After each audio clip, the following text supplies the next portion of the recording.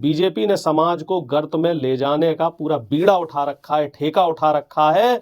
और बहुजन समाज के जो लोग हैं, जो मेरे भाई हैं, जो मेरी बहनें हैं, जो मेरी माताएं हैं, उनको समझना पड़ेगा कि अपने बच्चों को अगर हम शिक्षित नहीं करेंगे, हम संविधान का महत्व तो नहीं समझाएंगे, और हम बाबा साहब भीमराव अंबेडकर ने जो संघर्ष करके संविधान देश में लागू कराया है, हमें आपको इस बात को जानना पड़ेगा। और कहीं ना कहीं इसमें बहन जी का भी रोल बढ़ जाता है, आकाश आनंद का भी रोल बढ़ जाता है, क्योंकि आकाश आनंद और बहन जी जो है वो एक ऐसी विचारधारा को लेके चल रहे हैं जो मान्यवर कांसीराम की विचारधारा दी गई है। मान्यवर कांसीराम की मेहनत से ये विचारधारा आगे बढ़ी है। तो इन लोगों को इस मामले को संजीदगी से उठाना चाहिए। और आपके चैनल के माध्यम से मेरी बहन मायावती जी से और भाई आकाश आनंद जी से गुजारिश है कि आप थोड़ा सा पार्टी के कैडर से आह्वान करें कि इस तरह की कहीं भी घटनाएं होती हैं तो कैडर के लोग उसको बड़ी संजीदगी से लें।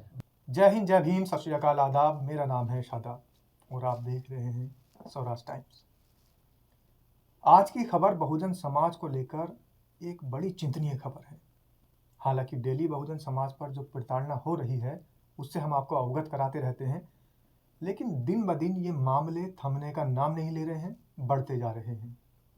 और इसी के साथ इन मामलों को कैसे रोका जाए, आखिर संविधान बनाम मनुस्मृति की लड़ाई ये कब तक चलेगी, इन सब पर चर्चा करने के लिए हमारे बीच कांग्रेस नेता प्रोफेसर अरुणेश यादव मौजूद हैं। बहुत बहुत स्वागत है जी। बहुत बहुत धन्यवाद।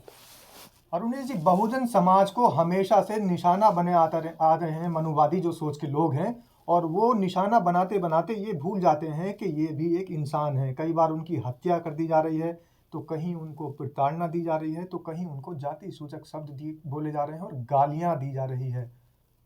हालांकि गालियों तक, जाति सूचक शब्द तक तो बात नहीं रुक रही है, बात उनको मारने की, हत्या करने की भी सामने आ रही है। रोजमर्रा का ये काम है। जितनी भी खबरें रूटीन में आती हैं, उन खबरों के अंदर तमाम खबरें ऐसी आती हैं जिसमें बहुजन समाज के युवकों को, बहुजन समाज की बेटियों को और बहुजन समाज की माताओं को, बहनों को प्रताड़ित किया जाता है, अभद्र व्यवहार किया जाता है, और साथ ही उनको जाति सूचक शब्द बोले जाते हैं, गालियां दी जाती है। अरुणेश जी, क्या आपको नहीं लगता कि आज भी समाज के अंदर वही देश आज़ाद होने से पहले 18वीं शताब्दी की जो कहानी थी, जब मनुस्मृति के लोग मानने वाले अपनी पेशवाई करते थे और बहुजन समाज को अपने पैरों तले रौंद देते थे, कुचल देते थे, कोई इज्जत नहीं समझते थे, क्या आज भी वही समय है या कुछ बदलाव हुआ है?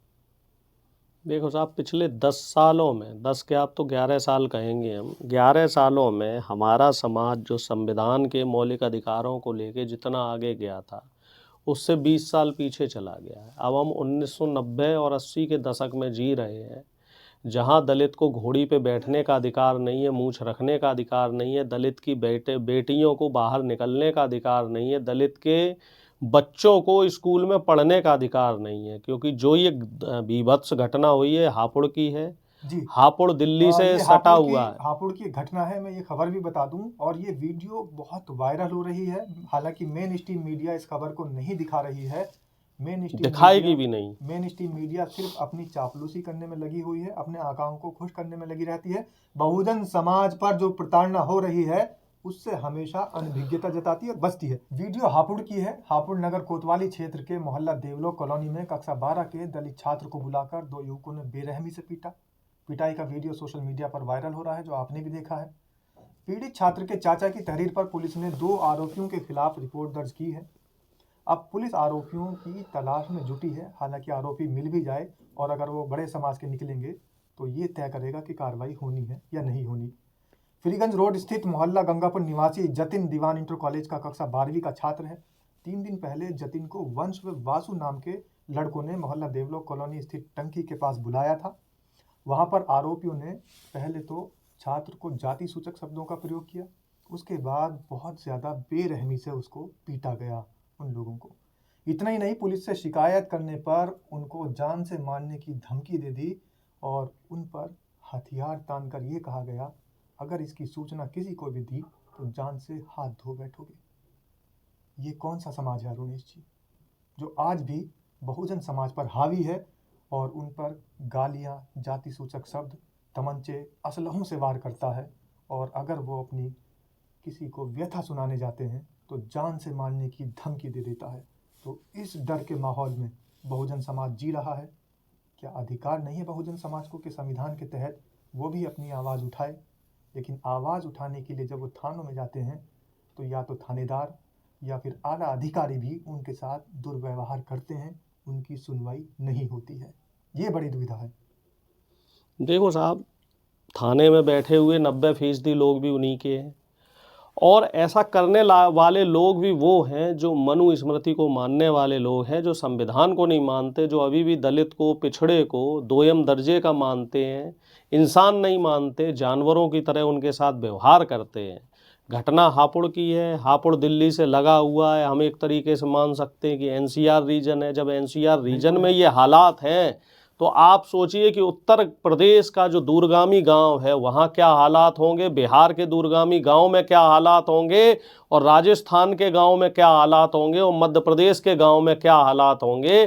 कई जगह तो ऐसी ऐसी घटनाएं हो जाती हैं, हमने देखा भी है, सोशल मीडिया पे भी वायरल हुए हैं कि आदिवासी समाज के किसी व्यक्ति के ऊपर पेशाब किया जाता है और दलित समाज का कोई बच्चा स्कूल, जो कि शिक्षा का मंदिर है, उसमें अगर मटके से पानी पीने की कोशिश की जाती है तो शिक्षक उसे पीट पीट के मार देता है। और वो स्कूल या शिक्षा का मंदिर कौन है? आरएसएस द्वारा संचालित सरस्वती शिशु मंदिर है। वहाँ इस तरह की घटनाएं होती हैं। और उत्तर प्रदेश में कई ऐसी जगह हैं जहाँ पे होटल पे खाट पे बैठ के रोटी खाने वाले को गोली से मार दिया जाता है। रोटी खाने वाला व्यक्ति दलित समाज से और होटल चलाने वाला व्यक्ति सवर्ण समाज से। तो समाज इतना पिछले 10 से 11 साल में जा चुका है कि उसकी अब भरपाई कर पाना बहुत मुश्किल है।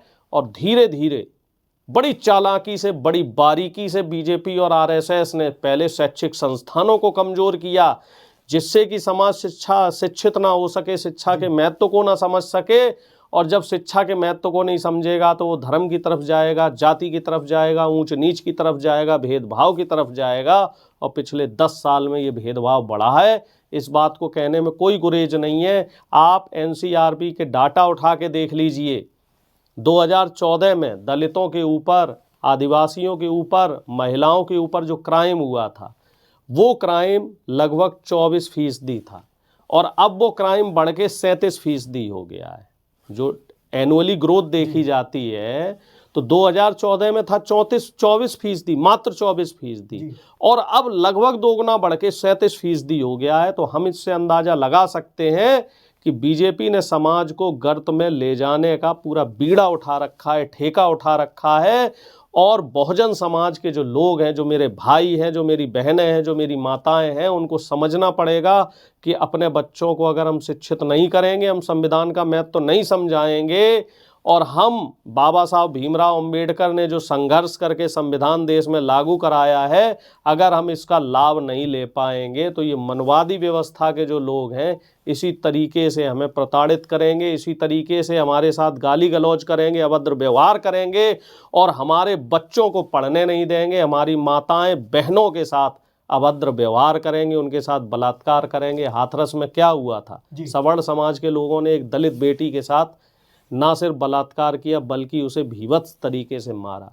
ऐसी हजारों घटनाएं आपको देखने को मिलेंगी। हर साल हजारों बहन बेटियों के साथ इस तरीके से सामूहिक बलात्कार और हत्या होती है, और उसमें 90% जो बहन बेटियां हैं वो दलित और पिछड़े समाज की हैं। तो एक चिंता का विषय है। हम आप लोग भी पिछड़े समाज से आते हैं और संविधान को मानने वाले लोग हैं, तो हमें आपको इस बात को समझना पड़ेगा, हमें आपको इस बात को जानना पड़ेगा।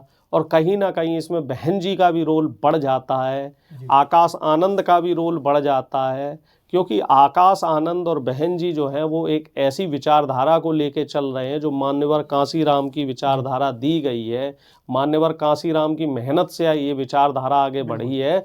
तो इन लोगों को इस मामले को संजीदगी से उठाना चाहिए। और आपके चैनल के माध्यम से मेरी बहन मायावती जी से और भाई आकाश आनंद जी से गुजारिश है कि आप थोड़ा सा पार्टी के कैडर से आह्वान करें कि इस तरह की कहीं भी घटनाएं होती हैं तो कैडर के लोग उसको बड़ी संजीदगी से लें। बिल्कुल संजीदगी से लें, ये अरुणेश यादव कह रहे हैं और एक आह्वान कर रहे हैं कि बहन जी और आकाश आनंद को ये बात माननी चाहिए तो आप लोग जितने बहुजन समाज के साथी हैं इस वीडियो को ज़्यादा से ज़्यादा वायरल करें, जिससे कि अरुणेश यादव जैसे लोगों की, जो कि बहुजन समाज के हित में है, उनकी आवाज़ बहन जी तक पहुँचे और आकाश आनंद तक पहुँचे। हालांकि अब मंत्रों को सुनकर उनके कानों में शीशा पिघलाने वाली घटनाएं नहीं है, क्योंकि बाबा साहेब भीमराव अंबेडकर, मान्यवर कांशीराम जैसे, महात्मा ज्योतिबा फूले जैसे तमाम नेताओं ने उस पर रोक लगा दी थी, अंकुश लगा दिया था। लेकिन मनुवादी सोच अभी भी चल रही है और संविधान को मनुस्मृति से रिप्लेस करने की पूरी कवायद चल रही है। इस कवायद को रोकने के लिए जो हमारे साथी अरुणेश यादव कह रहे हैं कि बहन जी को और आकाश आनंद को इसका संज्ञान लेना चाहिए और ऐसे मुद्दों को कैडर के समक्ष रखना चाहिए और कैडर वालों को तुरंत इस पर कार्रवाई करानी चाहिए।